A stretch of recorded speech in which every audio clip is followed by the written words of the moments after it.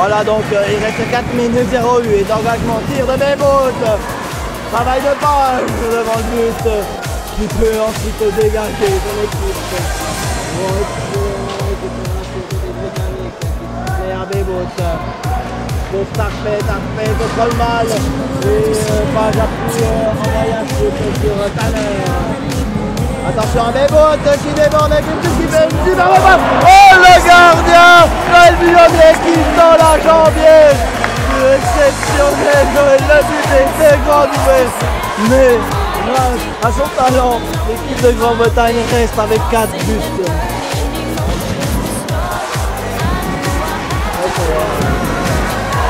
Il y a un public qui s'enflamme et qui sent des reprises.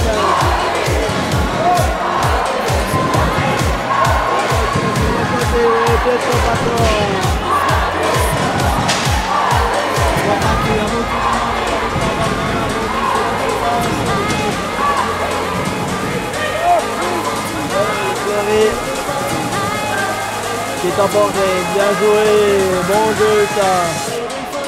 Et il reste 3 minutes dans cette finale, Pietro Pastora.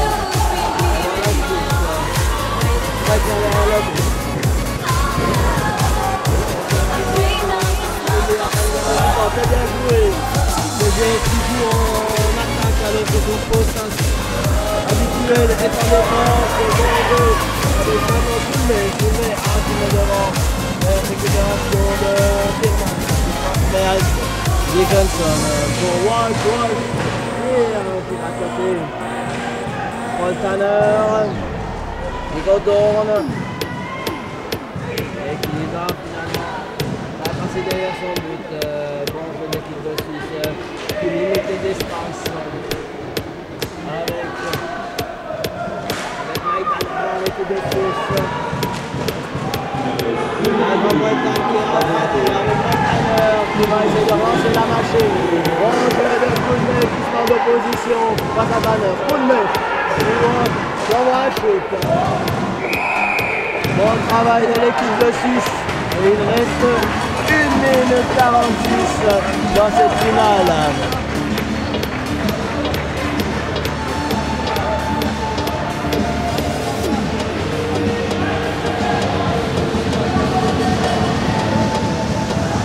Engagement avec Mike Tanner qui gagne l'engagement, qui peut transmettre à Paul Tanner.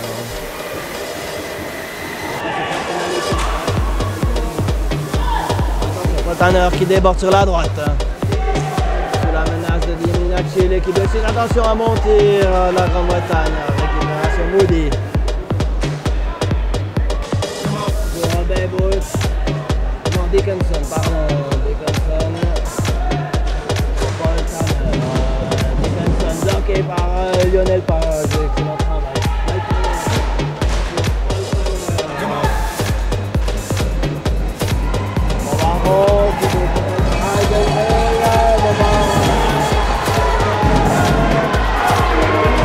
La dernière minute de cette finale.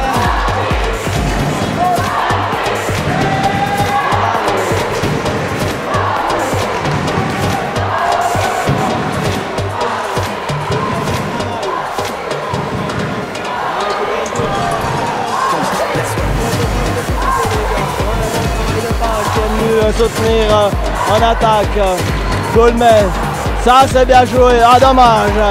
Mike Tanner qui relance, attention. Oh, bon arrêt, pas de plus de Joël Buyonnet. Il reste plus que 20 secondes. Le public sent déjà la victoire et n'hésite pas à acclamer et à applaudir notre équipe. 8 secondes. C'est magnifique ce qu'a fait Laurent Rigolet avec son équipe. Bravo à tous. La Suisse s'impose 6-4. C'est merveilleux tout le travail effectué par cette équipe. Les joueurs ont fait preuve d'abnégation et ont été invaincus sur les 8 matchs disputés, ce qui n'était plus arrivé depuis de longues années. Pour la petite histoire, depuis 2003, l'équipe de Suisse avait toujours perdu un match lors du tour qualificatif cette année. L'équipe de Suisse a été invaincue. Chapeau à elle. Elle qui va succéder à l'Allemagne qui s'était imposée l'année passée face à la Grande-Bretagne qui finit une nouvelle fois deuxième.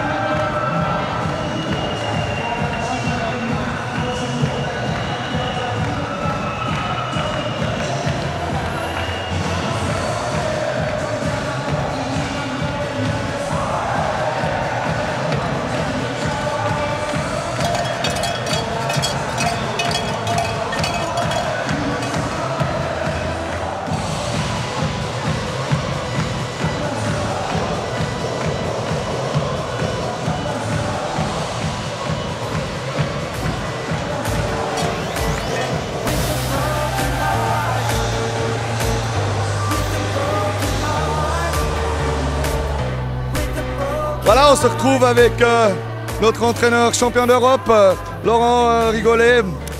Si on parle de ce week-end-là, peut-être aussi un peu de la préparation de la totalité de la saison depuis que tu as signé pour l'équipe suisse, si tu devrais nous décrire un peu ce que tu as fait depuis le mois de février avec ce groupe, comment tu as travaillé et comment on est arrivé là à la fin, magnifique champion d'Europe.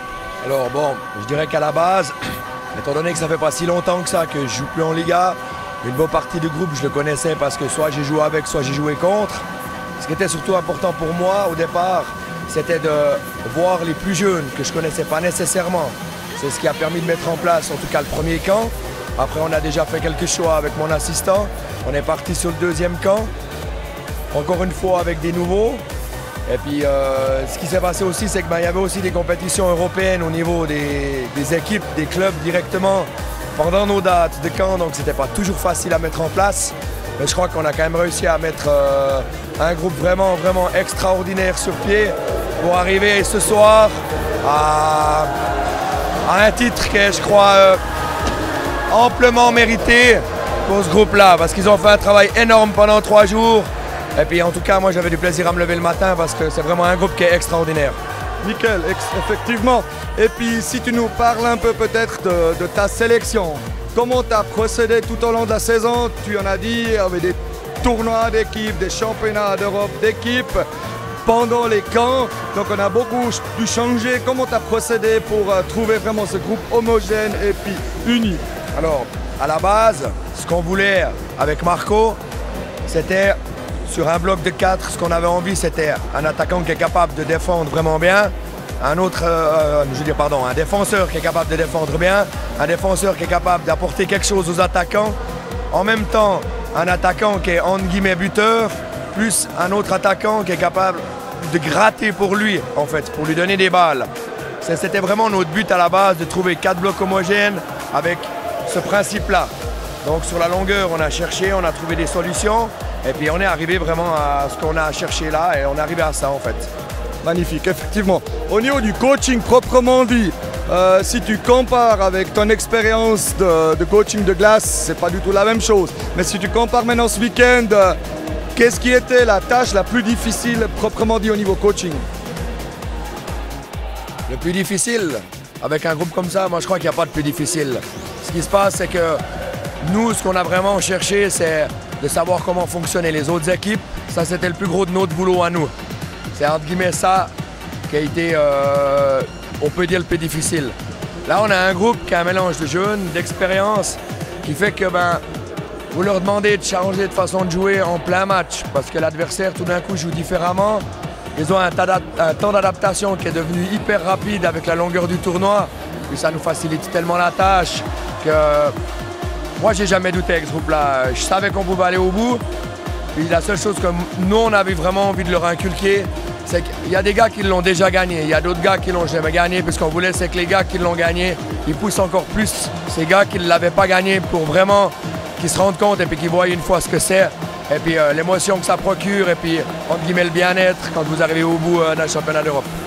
Ok, juste tu parlais de gagner, tu parlais des gars. Pour toi, qu'est-ce que ça représente cette coupe pour toi dans ta carrière, dans tes titres que tu as gagnés jusqu'à maintenant? Écoutez, je crois que ça représente un petit peu, je ne vais pas dire le bout du tunnel, mais sur un ensemble de carrières, en équipe nationale, je l'ai gagné. En club, je l'ai gagné. La seule chose que je n'avais pas gagné, c'était en tant qu'entraîneur. Donc, c'est un peu... je ne sais pas comment expliquer les mots, mais pour moi, c'est un peu le bout du tunnel. Ça s'ouvre, ça s'allume parce qu'on est arrivé au bout avec ça. Et puis, j'ai pu la gagner en tant qu'entraîneur. Ce qui est en plus extraordinaire, c'est de le faire directement la première année. Donc ça, c'est fort.